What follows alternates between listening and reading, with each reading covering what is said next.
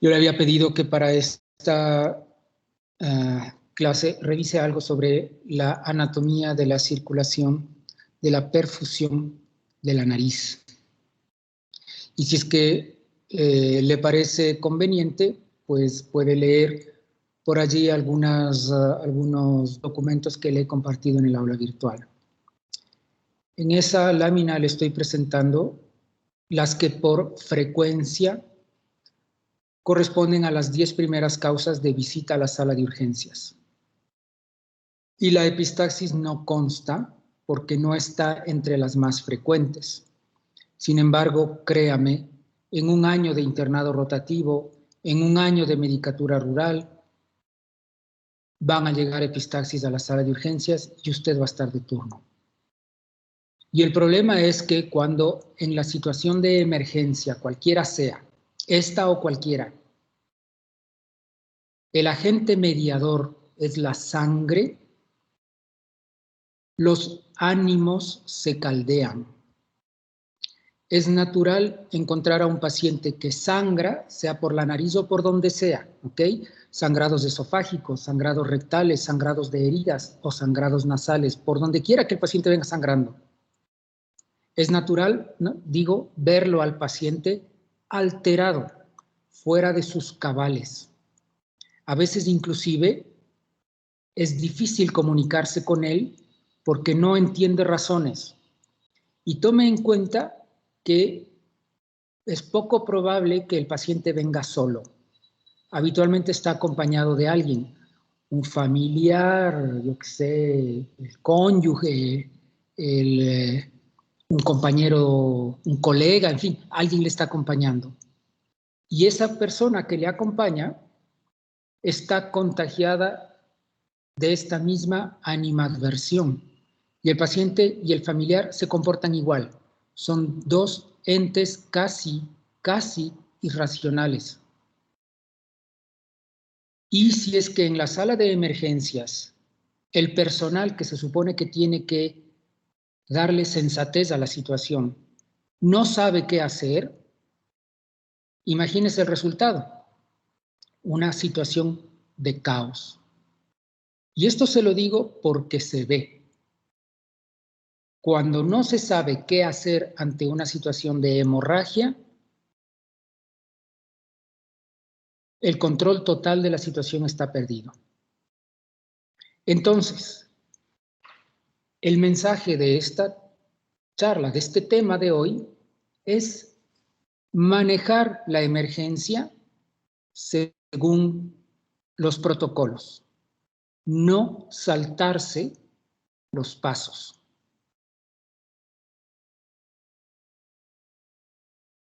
Ya sabe usted que el sangrado nasal, la epistaxis, puede provenir de cualquier porción de la nariz, sea de la zona anterior del vestíbulo, o sea de la parte alta en el techo, sea de la parte posterior, cerca de la coana, en la retrofaringe. Pero con mucho, más del 80% de las veces, las hemorragias nasales son muy accesibles porque provienen de la parte más anterior de la mucosa del tabique de la nariz.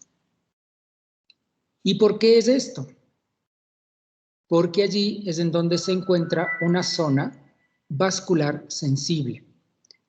¿Alguien me puede decir a cuál estoy haciendo referencia? El plexo de Kieselbach. Sí, señor. Si quisiéramos pronunciarlo en alemán, ¿no es cierto? El plexo de Kieselbach daría como bien. Así es. Esta es la zona más proclive a las hemorragias. Y este plexo, el plexo de Kieselbach, la anastomosis de Kieselbach,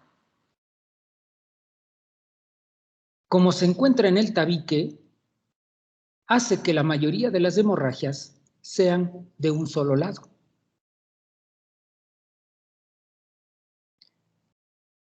Y si es que han llegado a la emergencia es porque el paciente ha fracasado en cualquiera de los intentos de contenerla.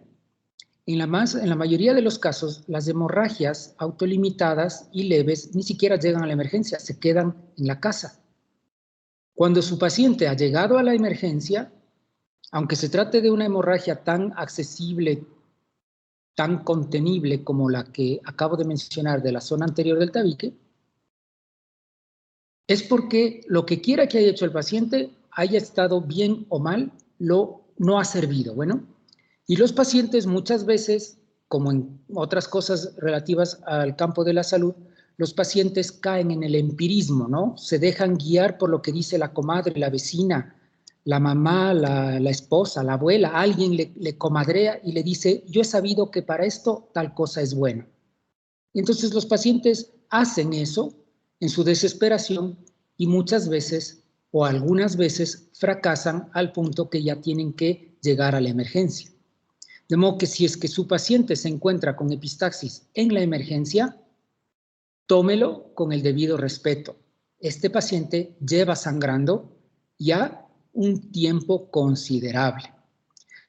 No va a faltar seguramente el paciente demasiado alarmista que apenas le empieza a sangrar, ya está ahí porque el hospital le queda cruzando la calle. Seguro que alguno de esos habrá, pero no es lo común. De modo que a nosotros nos corresponde abordar a estos pacientes. ¿Y cuál es la ruta correcta? La semiología adecuada para estos pacientes está allí, ¿no? Ya sabe usted que tenemos que empezar elaborando la historia clínica y sabe usted que la historia clínica está conformada de dos partes, ¿no es cierto? El interrogatorio para recabar información, la exploración física. Por ahí empezamos. Y después viene lo demás, ¿no? La proposición del diagnóstico y las actitudes terapéuticas para la condición que sea. Entonces, nos corresponde averiguar en el paciente, después de que usted le pregunte cómo se llama, qué edad tiene, nivel de instrucción, enfermedades, todo lo que usted quiera, ya eso no vamos a redundar sobre eso. Orientado al problema que le trae, que es la epistaxis, nos corresponde contestar 3 preguntas. ¿Cuánto tiempo lleva sangrando? ¿Cuánto ha sangrado? ¿Y de qué lado? Porque más del 80% los sangrados son unilaterales. Ese 20-15% restante podrán ser sangrados que no se distingue de dónde viene por alguna razón, entre ellas porque son legítimamente posteriores. Ya vamos a topar sobre los sangrados posteriores. De todas estas preguntas, que a usted a primera vista le pueden resultar fáciles de contestar, lo cierto es que la única que es relativamente fácil de contestar es la tercera, ¿de qué lado le sangra? Así ven el paciente profusamente sangrando y escupiendo sangre mientras habla, tragando sangre mientras reposa. Este paciente le puede reconocer de qué lado empezó a sangrar. Así que quizás esta es la respuesta más sencilla de las 3. Las otras no tanto, por la razón que le mencioné hace un momento. Dado que la sangre es escandalosa, altera los nervios, el paciente pierde contacto con la realidad, empieza a levitar en la esfera de la subjetividad y le va a adornar la respuesta con la propia apreciación del paciente, subjetivada en sus condiciones de nervios. Y usted le pregunta, ¿cuánto tiempo lleva sangrando? Y el paciente probablemente ni siquiera se ha fijado en el reloj. Y el paciente le va a decir, llevo sangrando horas, porque para el paciente esa condición es invivible y quiere que ya se acabe, y cada minuto que pasa para el paciente es 1 hora. Lo mismo el volumen. Le va a decir, no doctor, llevo sangrando cantidades, ya son litros de lo que vengo sangrando. Y lo cierto es que es altamente probable que estas 2 respuestas no sean ni la una ni la otra verídicas, porque están cargadas de subjetividad. Así que a usted le corresponde aterrizarle al paciente, bajarle de su nube de la subjetividad otra vez al planeta Tierra, y la mejor manera de hacerlo es plantearle parámetros para que el paciente pueda distinguir más o menos ajustado a su condición de rutina y le pueda dar líneas para que usted se oriente. No espere que el paciente le diga tantos minutos o tantos segundos lleva sangrando, porque eso no va a suceder, pero que le dé una orientación, que le diga más o menos, y que usted pueda decir, ese valor es confiable. Kimberly, está por allí. Sí, doc.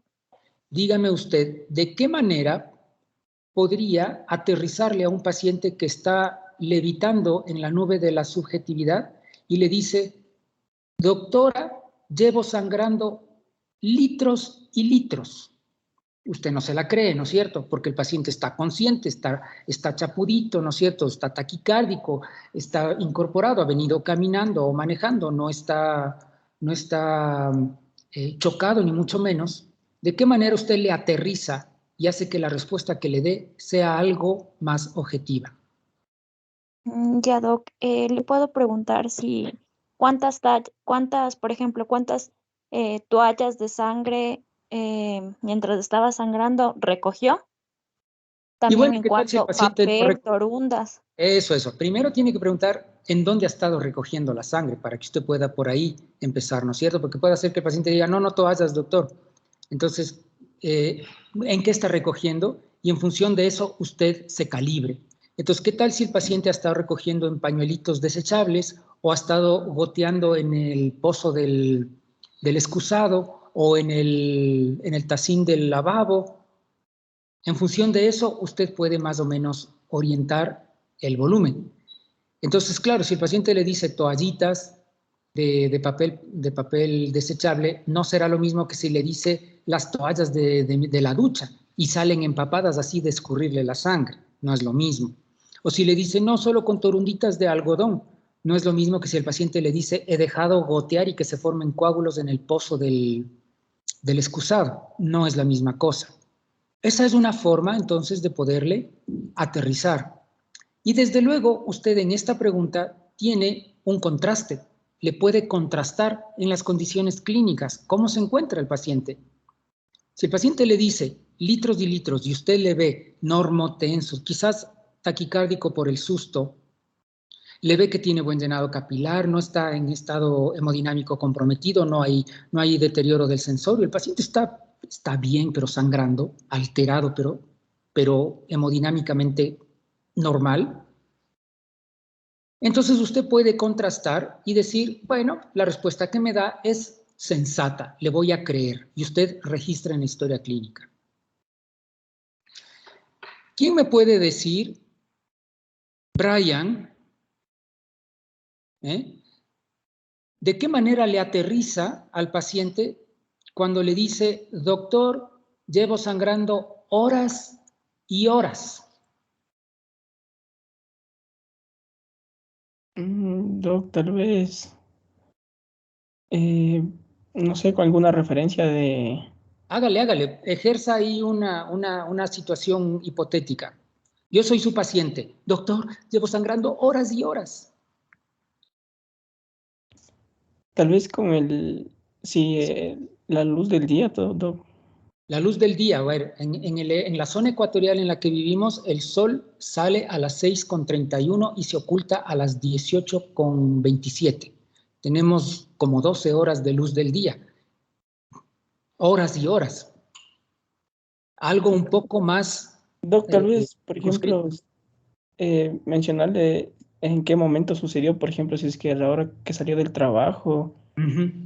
Ok, ahí usted le está entonces dando al paciente un referente, su trabajo, ¿no es cierto? Entonces el paciente se va a ajustar a sus horarios en función del trabajo. Digamos que yo soy el paciente, ¿ok? Este rato son que las 17. Digamos que antes de venir yo acá a tener clases con ustedes, yo salgo del hospital y yo todavía no estaba sangrando. El rato en que parqueo, empiezo en el ascensor y ahí me empieza a sangrar. ¿Cuánto ha tardado desde que parqueo hasta que llego al aula? Probablemente, exagerando, 8 minutos, 7 minutos más se demoró en llegar el ascensor. Minutos, son solo minutos, ¿ok? O si es que empecé a sangrar el momento en que yo salí del hospital, en lo que estaba recorriendo acá, sí, el sangrado ya fue en el auto, ya manché las cosas, me manché la ropa y todo lo demás. Entonces, ¿y cuánto se demora usted en cubrir ese trayecto? Ah, pues no sé, unos 10, 15 minutos más o menos. Entonces tiene ya una referencia. Esa es la idea, para que su paciente aterrice. Después de obtener esta información, le corresponde buscar culpables. Y si es que se tratan de pacientes de edad o con comorbilidad, es altamente probable que encuentre a alguno de estos culpables en la medicación que el paciente toma. Y muchas veces son medicamentos que intervienen en la capacidad de coagulación. Por ejemplo, son pacientes anticoagulados. O son pacientes que toman antitrombóticos, qué sé yo, aspirina, clopidogrel o cualquiera de estas cosas. Si es que ese es el caso, considere que ese puede ser el factor que desencadenó la epistaxis. ¿Es el único? No necesariamente. Por ejemplo, en pacientes de edad, digamos, una persona de 77 años, que es hipertensa, que tiene enfermedad arteriosclerótica, que el cardiólogo le prescribe medicamentos para la presión, le prescribe aspirina cardioprotectora, pero es una persona ya de edad, en donde sus mucosas ya no están tan hidratadas como una persona más joven, porque las personas mayores, para empezar, ni siquiera sienten sed y entonces no se hidratan, acostumbran no hidratarse durante el día. Las mucosas en el ambiente seco en el que nosotros vivimos y polucionado y con polvo y con tierra y cuánta cosa, se irritan y pueden sangrar. Entonces ahí el medicamento contribuye a la causa, pero puede que no sea la causa única. Entonces, hay que orientar en el interrogatorio todos estos factores. Y después de que usted haya confirmado o descartado culpables de este tipo, pasa a hacer el examen físico. Y en el examen físico ya dijimos, toma signos vitales, que la enfermera le reporte cuál es la condición hemodinámica del paciente, usted le hace oximetría, en fin, todas las cosas, y además, ya orientada al problema, a usted le toca examinar la nariz. El examen físico se llama rinoscopía. Y este paso de la rinoscopía resulta para el paciente harto incómoda, porque es meterle el rinoscopio en una zona que está manipulada, presionada, inflamada, sangrante. Así que la rinoscopía debe hacerse con un paciente que esté confortable. No lo haga de primera, no lo haga al apuro. Su paciente puede esquivarse y usted puede salir lesionado. Además, tome en cuenta que si es que el campo que usted va a observar, la fosa nasal, está totalmente colmada en sangre, la rinoscopía es inútil, porque ¿qué va a ver? Sangre. ¿Y qué pretende usted ver en la rinoscopía? ¿De dónde sangra? No quiere ver sangre, ya está mirando, ya sabe que está sangrando. Lo que quiere ver es de dónde, cuál es la fuente. Entonces, la rinoscopía tiene que hacerse con campo libre. Usted necesita esperar que pare de sangrar. Ah, pero el paciente está sangrando y yo tengo que ver de dónde sangra, ¿cómo le hago? Bueno, pues hay estrategias. Una de ellas, y es lo que vamos a ver en el protocolo de atención del paciente de epistaxis en emergencia. La compresión digital. Usted le puede comprimir la nariz hasta esperar a ver qué sucede. Si con eso para, fantástico, haga la rinoscopía. Si después de unos minutos no para la compresión, puede colocar usted vasoconstrictor tópico, una torundita, le empapa con un vasoconstrictor, puede ser adrenalina o la que usted tenga, para que tenga campo libre. Y por lo que más quiera en este mundo, protéjase, porque el paciente que está sangrando, está nervioso, está combativo, quiere que usted le informe todo lo que está haciendo, va a estar hablando mientras usted está metiendo sus ojos y su cara en la zona de la rinoscopía, le va a estar escupiendo sangre en la cara. Entonces, por favor, prevea las seguridades, la bioseguridad, protéjase. Ok, sobre este punto, entonces vamos a ir en un rato más. ¿Con qué tenemos que diferenciar ante una condición de epistaxis? Allí está una lista de que habrán como unas 34, 35 condiciones, de 24, 25 condiciones, no sé, que dice diagnóstico diferencial. En realidad, como esto está sustraído de una de las guías que yo le he compartido, no es que esas sean diagnósticos diferenciales con la epistaxis, por favor, atención. No estamos diferenciando epistaxis con cada una de esas. Lo que estamos haciendo es diferenciando cada una de esas como causas de epistaxis, no sé si se entiende. Cada una de esas que están ahí nombradas cursan o pueden cursar con epistaxis. Entonces, a mí me corresponde diferenciarlas entre ellas. ¿Qué tengo con mi paciente? Así que yo le pongo en esa lista para que usted pueda profundizar sobre cada una de ellas. Habrán algunas que le suenan, otras que no le suenan.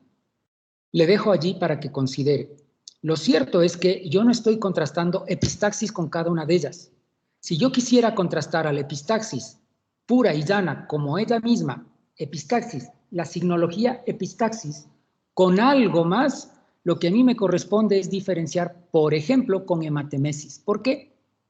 Porque se pueden confundir entre las dos. Y si es que yo no distingo a cuál de las dos me refiero, ¿cómo puedo establecer un diagnóstico diferencial ya con entidades, con diagnósticos específicos como en el de la otra tabla? ¿Ok? Entonces, bueno, vamos a seguir adelante. Ahora sí, vamos a ver el protocolo de atención. Yo siempre digo que esto debería, que esto debería cambiar, sino que no estoy en el editor. Siempre digo que voy a cambiar porque no me parece que el término correcto sea protocolo no invasivo. Porque meterle una gasa al paciente en la nariz es invadir al paciente. O cauterizarle también es invadir al paciente. Lo que pasa es que este término no invasivo se contrasta con los procedimientos invasivos como son la escleroterapia, la arteriografía para trombosar vasos, las plastias o las dermoplastias o las cirugías ya de la mucosa nasal. Eso sí ya es bastante más invasivo, ya son procedimientos, ya es cirugía. Pero meterle una gasa al paciente en la nariz es invasivo, así también como ponerle un tapón posterior, eso es invasivo. Entonces aquí tenga cuidado porque esto de no invasivo es relativo, ¿no? Ahora, esta escalada de acciones también puede motivar a interpretaciones equivocadas. Entonces, como esto está propuesto en las guías de manejo del epistaxis, a mí lo que me corresponde es que usted pueda leer de forma correcta este protocolo. Debido a que uno entendería que está escalando en acciones, si la anterior no funciona, voy a la siguiente, si esta no funciona, voy a la siguiente y así sucesivamente. Si yo leyera, por ejemplo, el último punto, taponamiento posterior, desde esa perspectiva podría interpretar que si es que el taponamiento anterior no funcionó, el siguiente paso es el taponamiento posterior. Y eso no es así. Porque si es que usted tiene que recurrir al taponamiento posterior, quiere decir que el sangrado de mi paciente proviene de la parte posterior.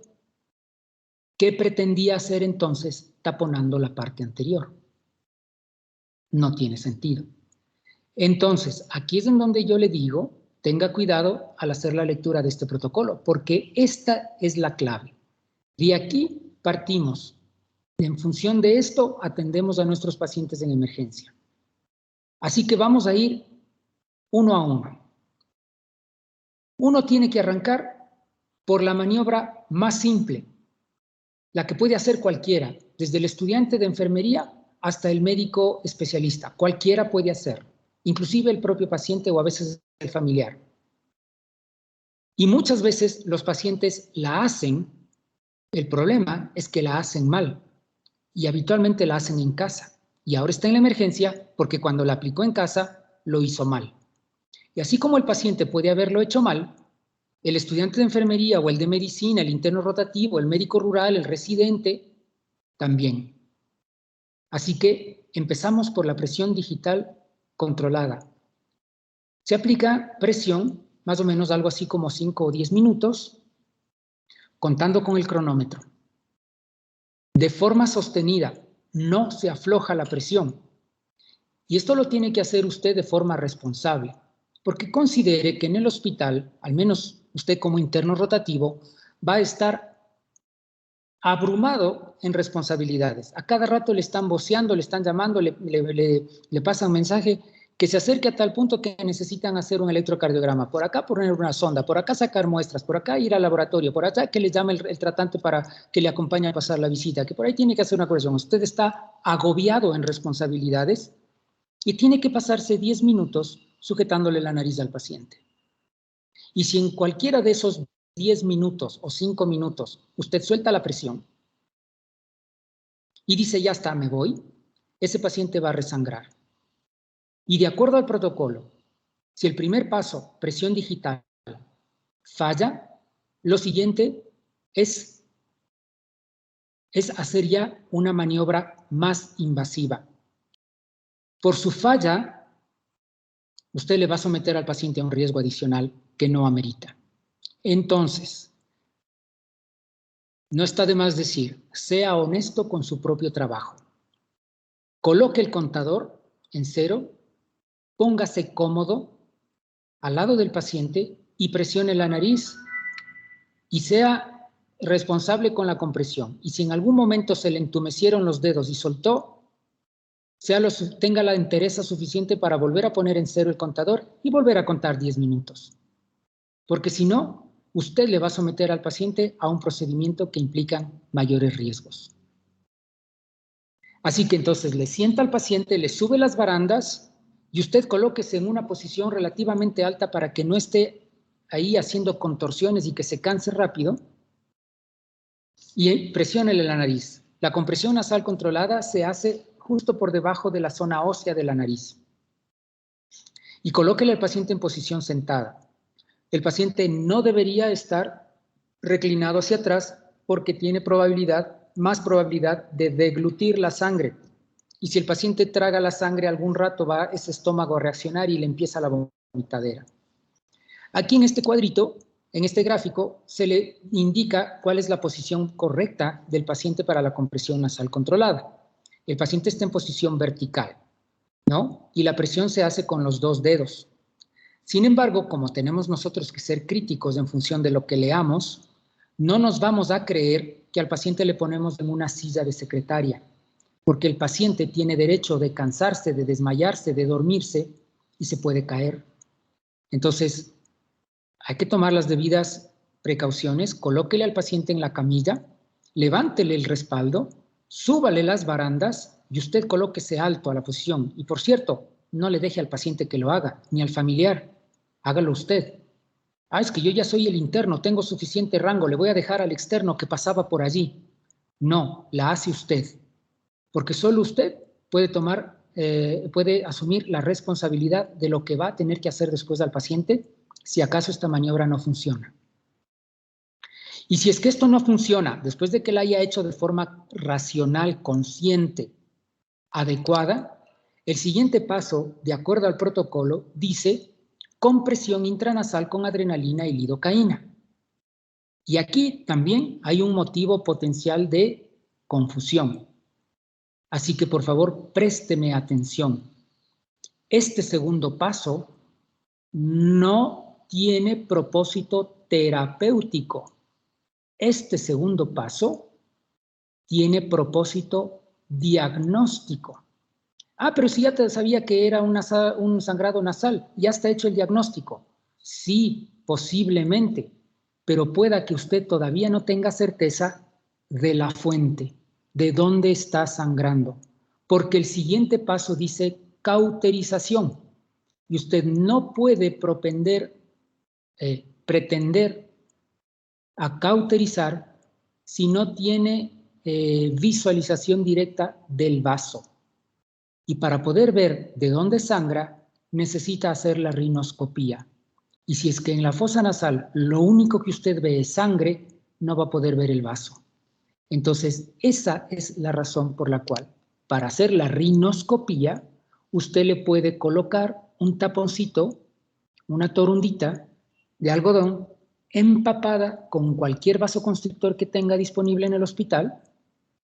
Le puede romper una ampollita de adrenalina, le empapa la torundita de algodón y de una vez colóquele unas gotitas de lidocaína para que la mucosa empiece a amortiguarse, porque después tiene que meter el rinoscopio.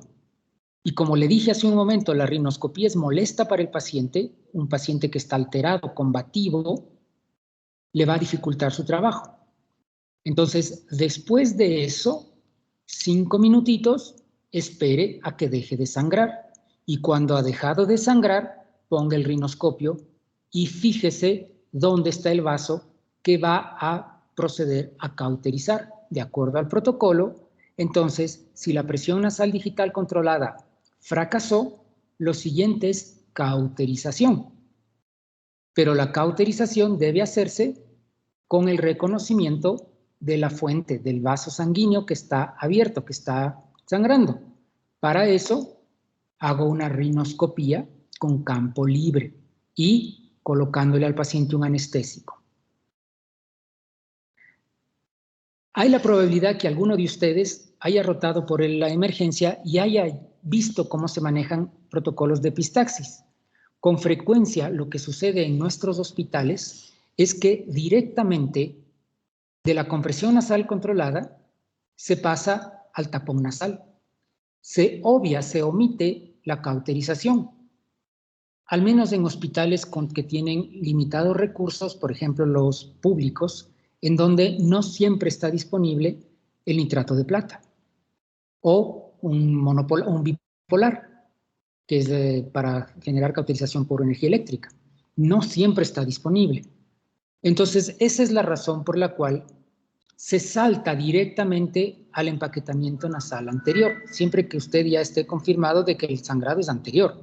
Porque si el sangrado era posterior, usted se salta al sangrado posterior. Ahora, ¿por qué el protocolo dice que la cauterización va antes que el empaquetamiento? Si me está diciendo aquí el doctor que la cauterización no siempre está disponible. Entonces, si no siempre está disponible, si es tan inaccesible, ¿por qué no se salta de una vez de forma directa al empaquetamiento nasal? Y tengo que estar contemplando la cauterización. María Belén.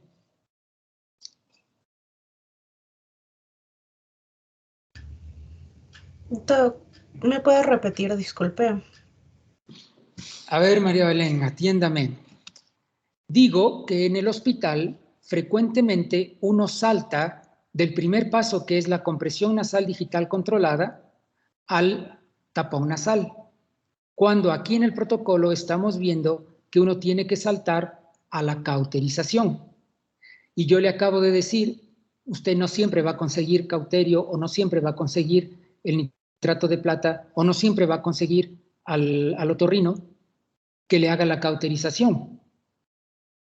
Entonces, si es tan complicado hacer la cauterización porque no tengo el personal, no tengo el instrumental, no tengo las habilidades, ¿por qué el protocolo me insiste en que tengo que hacer cauterización antes que empaquetamiento? ¿Por qué no quitamos la cauterización de una buena vez y protocolizamos directamente el empaquetamiento? Cuénteme, María Belén. Porque en la cauterización, cuando ya identificamos el vaso que está sangrando, y si en caso con el empaquetamiento no funciona, o sea, no deja de sangrar, deberíamos cauterizar. Entonces, creo que por eso. María Belén, usted me acaba de decir exactamente lo contrario a lo que dice la flecha. Usted me dice, porque si con el empaquetamiento no funciona, cauterizo. En otras palabras, invirtió el orden del protocolo. Y con eso no hemos respondido la pregunta. Brian. Sí, doc. Es que creo que todo depende del paciente, o sea, de las condiciones con la que presenta el paciente. ¿Cuáles son esas? Por ejemplo, digamos, tal vez en la cauterización, si es que no hay una visualización directa del lugar donde se va a cauterizar, entonces tal vez se procedería a otra tal. ¿A otra cuál? ¿Al empaquetamiento? Sí, o un taponamiento. Empaquetamiento o taponamiento es lo mismo. No, esa no es la respuesta. ¿Alguien? Kimberly. Creo. Kimberly, ya le doy la palabra. No sé quién habló. Después Doménica. Kimberly.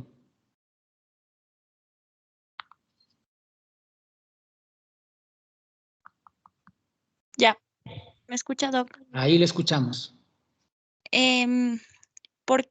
La pregunta claramente es que, ¿por qué es antes del empaquetamiento? No, ¿por qué es antes la cauterización? Fíjese en la lámina. ¿Por ya, qué el perfecto. protocolo me dice la cauterización antes del empaquetamiento? Si el profesor me está diciendo qué difícil que es conseguir cauterización en los hospitales.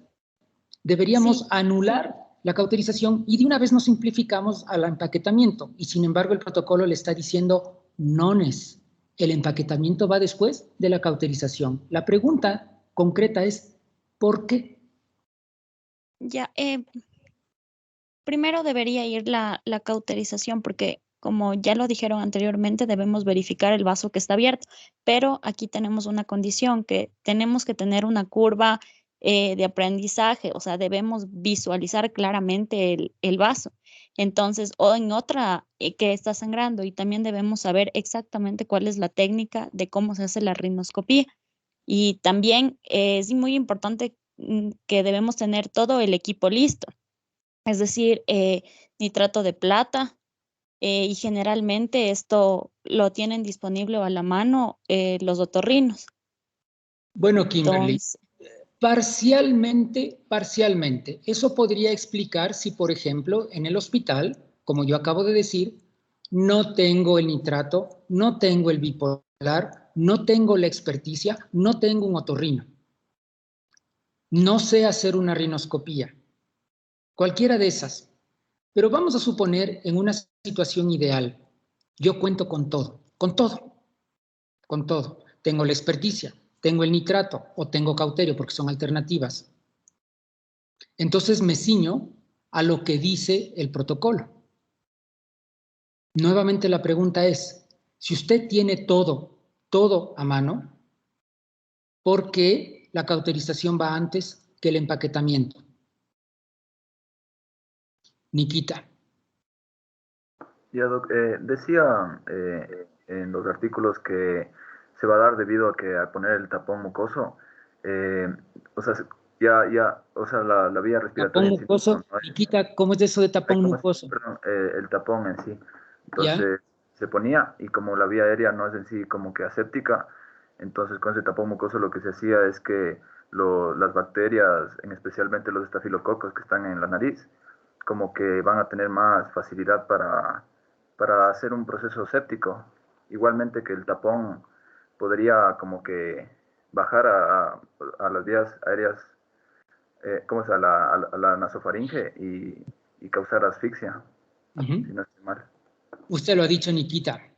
Para sintetizar entonces, la razón es porque con el empaquetamiento la nariz no se drena, queda clausurada. Y la nariz es una cavidad séptica. Ahí habitan patógenos oportunistas, como el que ha mencionado Nikita, estafilococo. Y si yo tengo al estafilococo en una situación en la que puede aprovechar y tornarse patógeno, porque recuerde que el estafilococo es un patógeno oportunista, a la primera que puede, toma partido. El tener una nariz clausurada, no drenada, empaquetada, taponada, como lo quiera poner, implica riesgo de infección. ¿Y dónde? Al ladito del cerebro o a la vía aérea. Usted no quiere meterse en ese camino. Es por eso que la cauterización está antes, porque cuando el paciente queda cauterizado, su nariz está libre, el paciente puede respirar y no tiene que lidiar con el tema del cuadro séptico, del potencial riesgo séptico. Aunque para este procedimiento usted tenga que tener la experiencia, la curva de aprendizaje o el otorrino en el hospital para hacer la interconsulta o todo lo que hemos mencionado. Esa es la razón. Ahora, si estoy diciendo que en el empaquetamiento hay riesgo de sepsis, un cuadro infeccioso o lo que sea, y finalmente, por todas estas condiciones, yo no tengo nitrato, no tengo el cauterio, no tengo la experticia, no tengo el otorrino, me voy a correr por el empaquetamiento y me voy a jugar esa carta, proteja al paciente. Entonces, todo paciente que queda con un tapón en la nariz tiene que usar un esquema profiláctico que cubra al estafilococo. Es obligatorio. Entonces, a diferencia de todos los otros procedimientos que hemos venido discutiendo hasta acá, que yo le he repetido como disco rayado ya de forma cansina, escoja el paciente, busque el criterio, no de antibiótico por dar antibiótico. En este paciente es mandatorio dar antibiótico, mientras la nariz esté clausurada. ¿Y por cuánto tiempo? Hasta que pueda nuevamente liberar la nariz. En condiciones idóneas, el sangrado debería revertir en cuestión de unas pocas horas. En 24 horas usted debería tratar de retirar los tapones nasales a la inmensa mayoría de sus pacientes. Y si por alguna condición usted tuvo dificultad durante la maniobra, el paciente vino sangrando profusamente, es decir, cualquier cosa que haya concurrido con el paciente, que usted diga, no, 24 horas es muy poquito, no me la juego, el paciente está anticoagulado, las condiciones que sean, deje 48. Y si con todo y eso usted todavía dice, no, no estoy seguro, no sobrepase las 72. A las 72 horas, el tapón de su paciente tiene que salir porque tiene que salir. Y si por desgracia al rato que saca el tapón, usted remueve la costra y el paciente vuelve a sangrar, ¿qué haría? ¿Cuál sería la siguiente acción?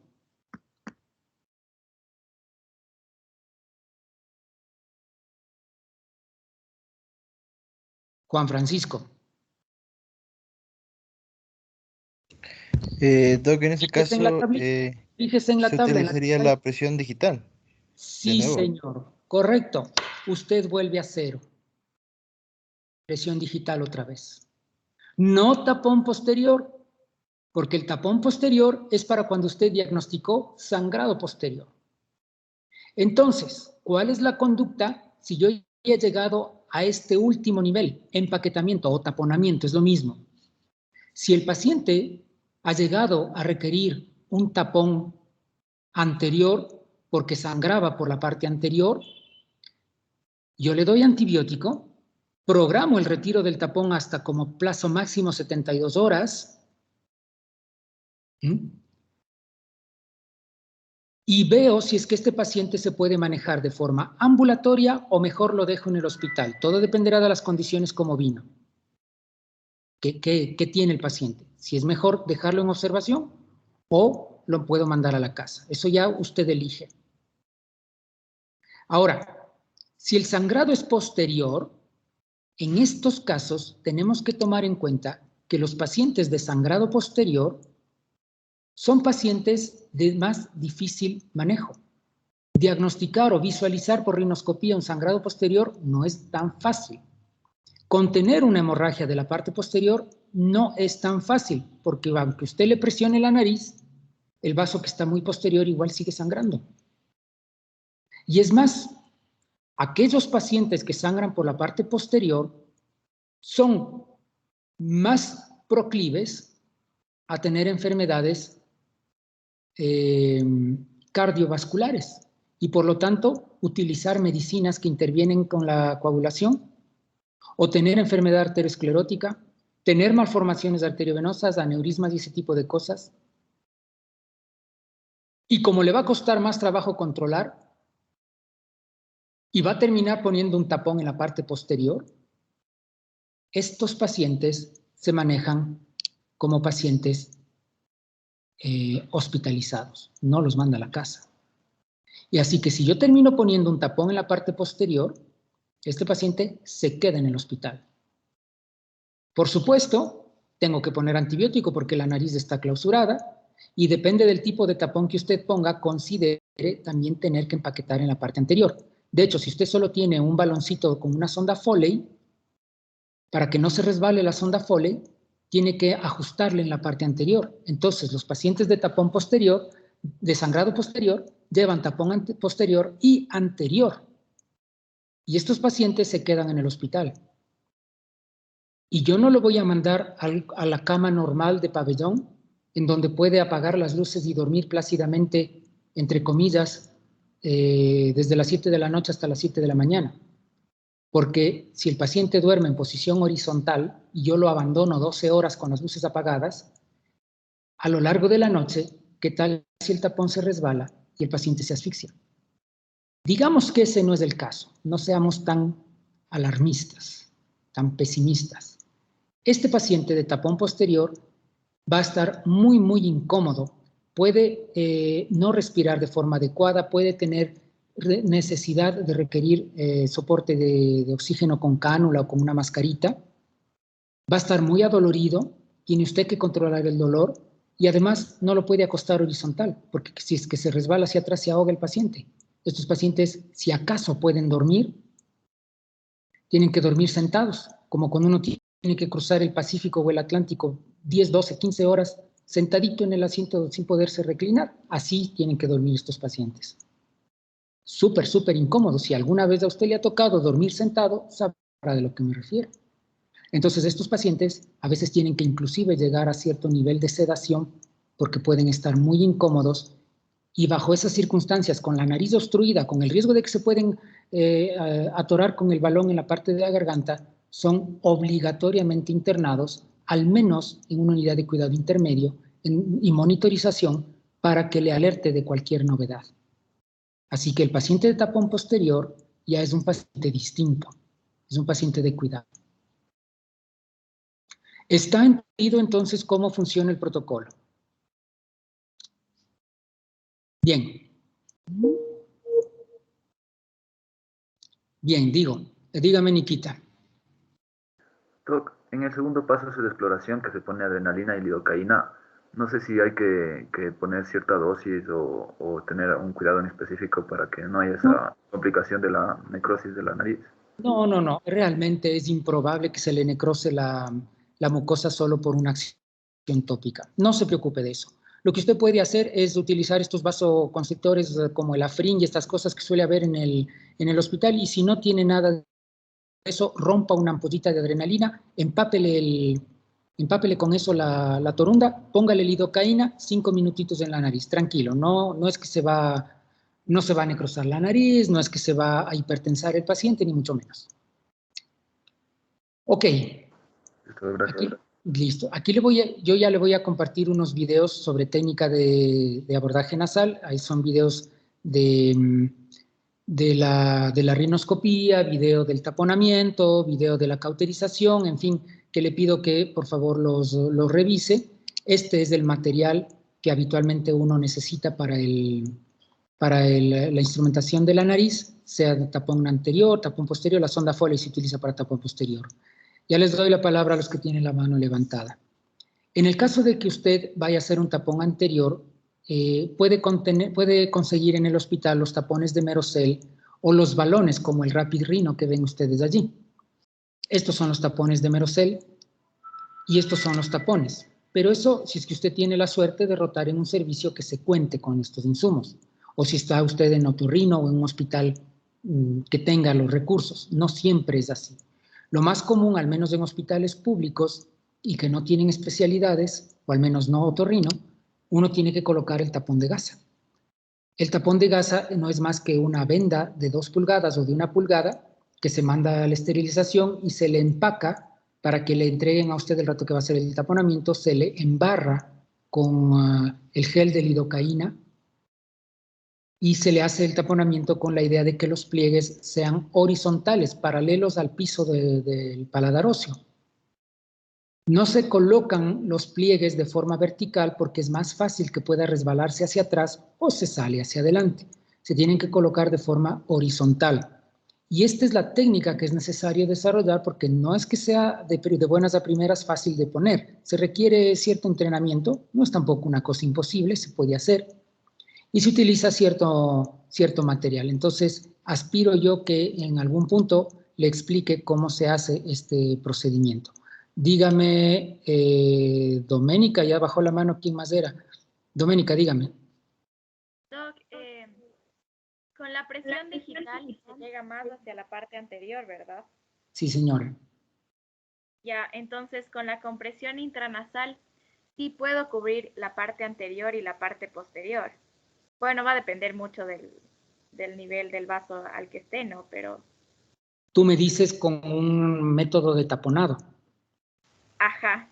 Sí, o sea, si el sangrado, por ejemplo, viene de la parte media o alta del vestíbulo nasal, un tapón anterior normal funciona y funciona bien. La maniobra de compresión digital, ¿puede controlar una hemorragia si está en la zona ósea de la nariz? Claro que no. Pero como usted tiene 85 y más % de probabilidades de acertar al vaso solo con compresión nasal, entonces se consume esos 5 minutitos, investigue, vea que en qué condiciones responde el paciente, y si es que ya se da cuenta que el sangrado no provenía de allí, entonces le toca considerar otros puntos. El sangrado, el tapón posterior es básicamente la impactación de un balón. Claro que en esta foto es un poco antigua, ¿no es cierto? No se tiene un balón neumático, sino un balón de gasa sujeto a una sonda, pero en definitiva lo que se hace es colocar, puede ser una sonda Foley, una sonda, un tapón nasal como el que ven ahí abajo, que tiene doble balón. La idea es coaptar el balón a la coana. Y esto no es fácil de hacer al principio. Usted tiene que pasar la sonda hasta la garganta, pescarle con una pinza de McCoy, sacarle a la garganta, adivinar, porque no es más que eso, es adivinar cuánto volumen va a poner en el balón, de acuerdo a la contextura, a la estatura del paciente, la configuración facial del paciente, y tiene que ser lo justo para que el balón quede coaptado en la coana, ni más ni menos. Si usted presiona demasiado, puede necrosar el velo del paladar. Si usted no presiona demasiado, el tapón se va a mover. Entonces tiene que ser lo justo. ¿Cómo se sabe cuánto es lo justo? Practicando en el hospital. ¿Ok? Y obviamente si es que usted utiliza una sonda Foley como la de la foto de arriba, el balón se puede desacoplar en cualquier momento. Entonces hay que hacer el taponado anterior, que en la fotografía ustedes ven que se pone una gasita a la nariz.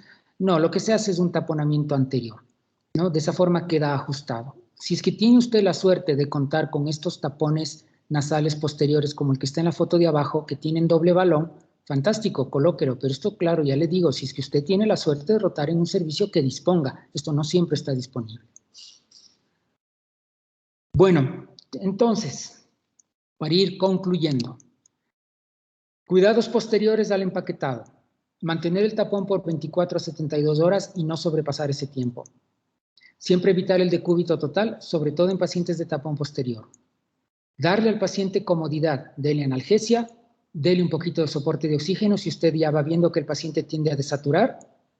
En ocasiones, pacientes que están muy combativos y que necesitan descansar, puede usted considerar una sedación muy ligera, monitoreo si es que el paciente está bajo estas condiciones, dar un esquema antibiótico que cubre estafilococo y obviamente hacer el seguimiento, no abandonar al paciente. Complicaciones. Ahí le pongo, ¿no es cierto?, propias de la hemorragia, que su paciente se le choque si es que no viene ya chocado, propias del taponamiento, el choque séptico, la infección, ¿no es cierto?, propias del procedimiento como tal, el que usted perfore la cribosis y se meta al cerebro, del mismo hecho de estar taponado, otros procesos infecciosos locales, problemas con el lacrimeo, el saco lacrimal o el conducto lacrimal, la epífora y esas cosas. Aquí le dejo entonces algunas para que usted las pueda tomar en cuenta. Finalmente, alternativas. Que esto también siempre digo que voy a cambiar este título. No son quirúrgicas, al menos no todas, ¿no? Pueden ser alternativas en algunos casos farmacológicas, en otras invasivas, en otras serán quirúrgicas. La embolización arterial se hace por arteriografía y esto lo hace el radiólogo intervencionista. Entonces eso no es cirugía, eso es intervencionismo por imagen. En cambio, las ligaduras de las arterias, las dermoplastias, estas sí son quirúrgicas, las hace el otorrino. Mientras que el uso de fármacos puede usted emplearlos en la misma situación de la emergencia. Sin embargo, el ácido aminocaproico que está extraído de una de esas guías que yo les he compartido, ahora en el siglo XXI, mejor dicho, ya bien andado el siglo XXI,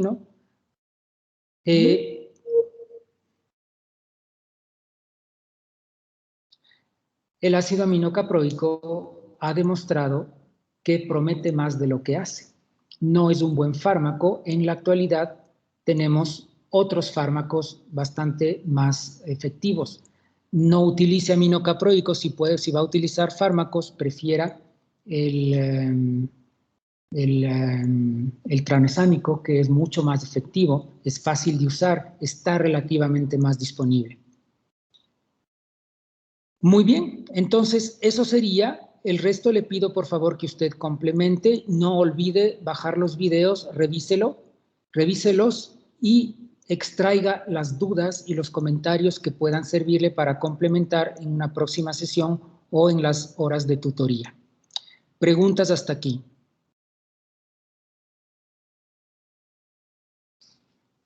Nikita y Juan Francisco. Doc, usted había dicho que una vez que ponemos el tapón y lo sacamos y en caso de que se salga el coágulo que se formó y todo eso y vuelva a sangrar, se vuelve a repetir los pasos. Entonces, ¿en qué circunstancias usaríamos las alternativas quirúrgicas que pone ahí? Buena pregunta. Digamos que este paciente ya tiene una larga historia de epistaxis y siempre viene a la emergencia. ¿Qué tienen que hacer en la emergencia? El mismo protocolo una y otra y otra y otra vez. Pero en algún punto a este paciente hay que darle una solución definitiva. El momento en el que usted ya tiene reconocido que es un paciente con criterio para un procedimiento quirúrgico, ahí lo pone en manos del otorrino. El otorrino sabrá cuál es el mejor abordaje. La embolización por intervencionismo radiológico. Si este paciente se me está muriendo, o sea, ha sangrado ya tanto tiempo por la nariz y nada de lo que hago parece funcionar. Es más, ya le traje al jefe del servicio de otorrino y él ya se ha declarado inútil para poder contener una hemorragia rebelde, entonces lo llevo de emergencia a hacer una embolización. Ahí está una indicación. Caso contrario, siempre se arranca desde el inicio en el protocolo. Juan Francisco. Doc, ¿y cuáles serían las contraindicaciones del taponamiento, ya sea anterior o el posterior? A ver, contraindicaciones. Creo que hay una laminita de estas, déjeme encontrarle. No sé si está puesta por aquí. A ver, contraindicaciones. ¿Qué tal si es que su paciente acaba de hacerse una rinoplastía? Se acomodó la forma de la nariz porque no le gustaba y ahora ya está ñato, respingón.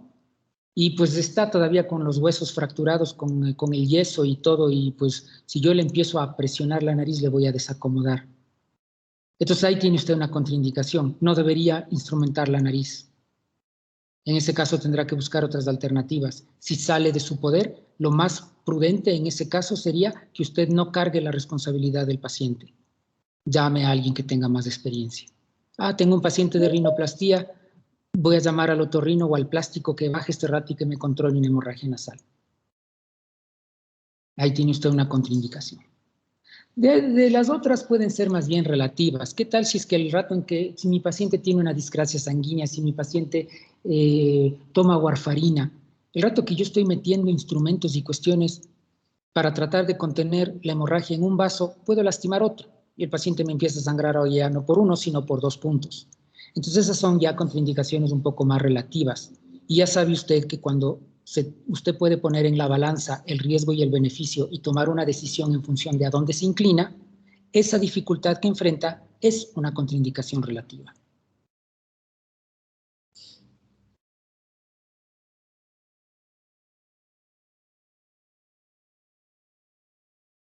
Algo más. Creo que estamos sobre la hora, casi. Bueno. Listo, entonces, aquí lo vamos a dejar. Voy a parar ya la grabación. Nos estaremos encontrando con ustedes en la próxima hora.